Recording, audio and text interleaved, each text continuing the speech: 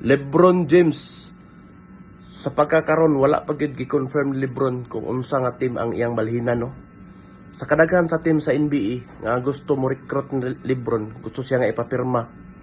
So wala pa gid siya napilian.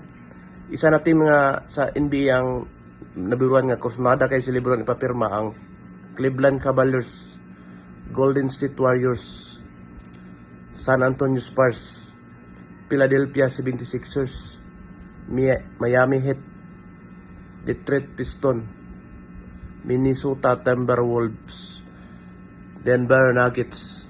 So, daghan pa di kayong kaapas ni LeBron, no? So July 13 na karon 2026, wala pa gid siya confirmation, no? So ngano mo kung daghan kay mo kuha ni LeBron, bisag 41 years old na siya, tungod kay dili siya prone sa injury, no? Master kay siya mo balance sa iyang lawas bay mo nang si LeBron sa gore na, pero naapagyapoy ikabuga kay kung unsa magani ang team niyang balhinan, napagani Oklahoma.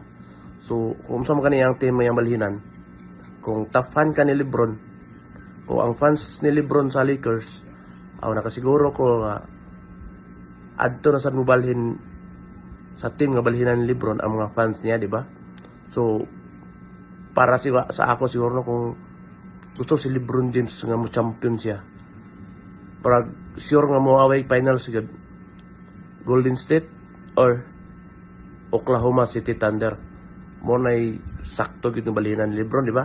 Kaya kung top fan ka, makareact ka din nga video o makashare, di ba? Anara, kung asa si LeBron adto sa mga fans sa Lakers, di ba? Kaya mabalhin man sa chat, so pasay na siya, bye bye Lakers na.